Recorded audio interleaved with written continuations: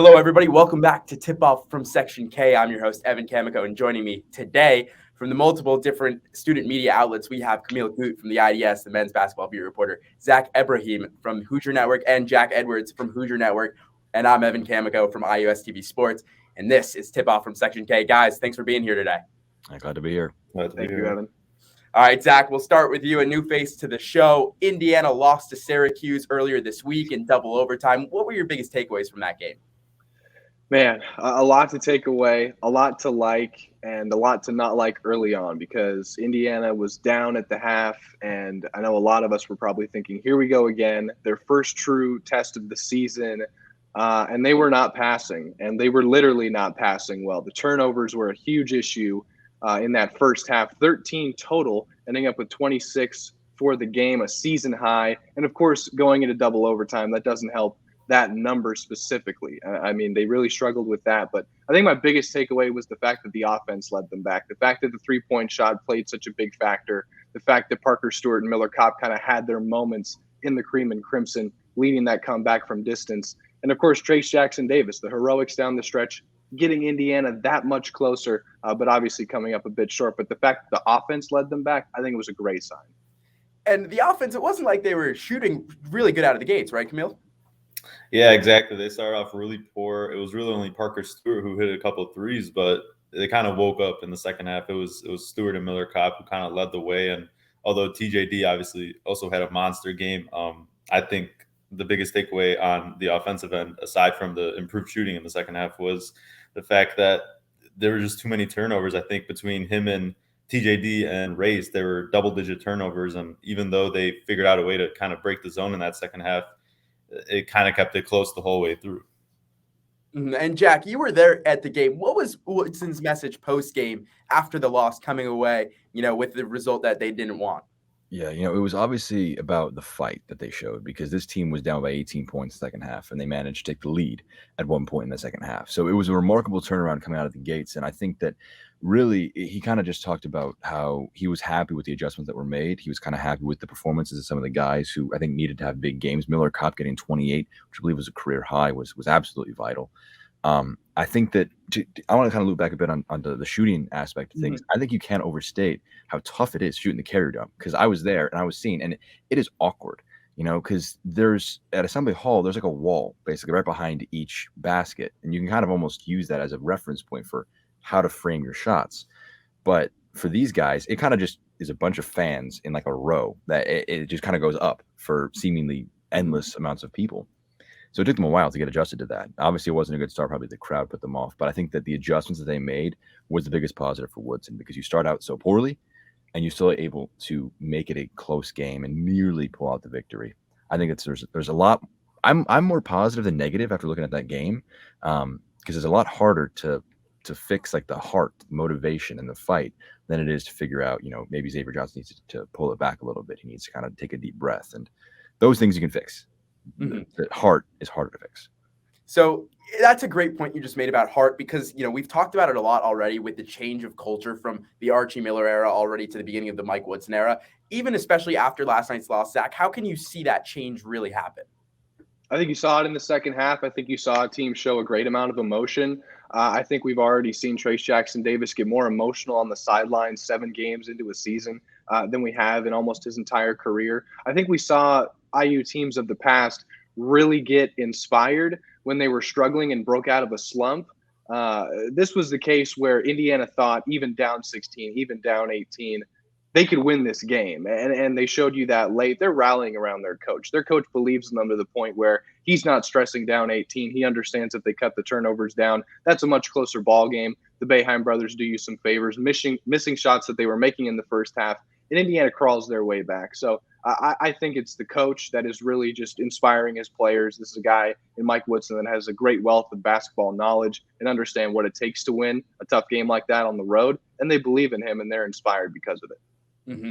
And it's such an important game for IU. I tweeted out that it was probably the biggest. I mean, it was the biggest game of the season. You're going into the Carrier Dome, a hostile stadium where you're on the road for the first time in your season. And, while they didn't win the game, I think the takeaways are a lot bigger as we get into conference play. Kamil, kind of take us through this weekend. IU tomorrow tips off against Nebraska at noon. What do you see from that game? What are you looking forward to? Well, what I think will be interesting is if Nebraska employs their own type of zone, kind of because seeing how IU fared against Syracuse in that first half, kind of have to make them adjust. But also, IU has given up a lot of points and a lot of offense to opposing guards, and Nebraska has a few guards who are averaging double-digit points, and so I just want to see how they kind of defend the three-point line because early on in the season, even against the less experienced non-conference teams, IU has given up so many points to the guards. Jack, what about you? What can IU do players-wise? Who are you looking for to have a big game? I think Miller Kopp needs to have a follow-up on that one because he was kind of on the periphery for the entire season leading up to this, where he kind of just was – he was there, he was making an impact, but he wasn't taking over games like he was against Syracuse, hitting those 3 free throws down the end. I forget if it was first overtime or second overtime where he hit the 3 in consecution to tie it up. He had some really, really important buckets, and it came in the second half and beyond because in the first half, Indiana just could not really get stuff working. I think he's a big guy for them. I think Race Thompson also needs to have a really big improved game. At one point in the second half, he had 7 points and 7 turnovers. He was really kind of a bit sloppy with the ball. If he can clean that part of his game up, he's not the kind of guy where I expected him to be your turnover leakage. And so if he's able to clean that up, you clean up about 25% of your turnovers. And so I think that's a very easy improvement for Indiana to make is Race Thompson. If he can improve, I think that they should handle Nebraska very well. But I think it made Trayce Jackson-Davis' job a bit harder in the first half when he didn't have Race Thompson operating at all cylinders. So those are the two guys I think I want to see an improvement from Thompson and a continuation from Kopp. I want to see him kind of really begin to ascend into his role as a leader at Indiana. Zach, what about you? What are your keys to the game? So Jack makes 2 excellent points, right? We finally saw Miller Kopp get comfortable in this offense, not just shooting 3-point shots. We didn't just see him spot up. We saw him drive, hit a couple floaters from the baseline, and make clutch free throws down the stretch. He actually took 16 shots. He took as many shots as Trayce Jackson-Davis.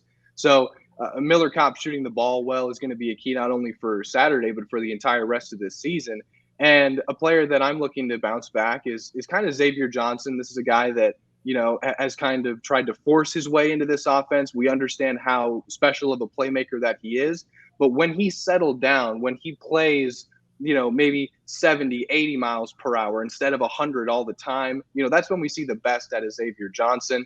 To Race Thompson's turnovers, I don't think we'll see that again this entire season. What Syracuse's zone did so effectively was he was made a primary decision maker. They tried to get it to the center of the zone. That's the soft spot where you have someone pass out to open shooters. They were double teaming Race and turning him over 7 times. I mean, I don't think we'll see that again. So I think those turnovers will get cleaned up. I think Miller is finally getting comfortable in this offense. And if Indiana continues to shoot the ball well from the perimeter, that's only going to complement Trayce Jackson-Davis. I expect Nebraska to actually double team him, unlike Marshall did coming off of back-to-back special games for TJD. I think that'll lead to more open shots, and Nebraska is a winnable game. Indiana should take it. All right, let's get into some game predictions. Zach, you already kind of said yours, but we'll come back to you for your final prediction. Kamil, what's your prediction for IU versus Nebraska? I think IU ends up pulling it out. I think having that kind of tough road environment already and playing such a scrappy game like that is going to help them. Also, Nebraska coming off a quadruple overtime loss, so they're also kind of have tired legs, and I think they end up pulling it out. I think it's a little bit less of a low scoring game than we saw against Syracuse, but I'd say if you want a score line, I'd probably have IU win by about 6 points. Jack? Yeah, I'm going to have a bit of a bigger victory. I think that Indiana, after the Marshall one that was tight and you're losing at points, Syracuse, obviously you dropped. After that game, Syracuse game, Trayce Jackson-Davis looked very emotional. I don't think he was going to cry, but he looked incredibly, incredibly emotional after that game. And I was thinking, this is the 7th game of the season. You've got 20 more in the regular season before the games actually really, really truly matter. There's going to be a response. I think it's going to be a 80 to 55. I think it's going to be a blowout, to be quite honest with you. I think that Indiana are going to be motivated. Nebraska obviously are off of a tough loss themselves against NC State. That was a good point about Kamil there, but I just think that Indiana, they have the home crowd behind them. The student section's back for the first time in maybe 2-3 weeks.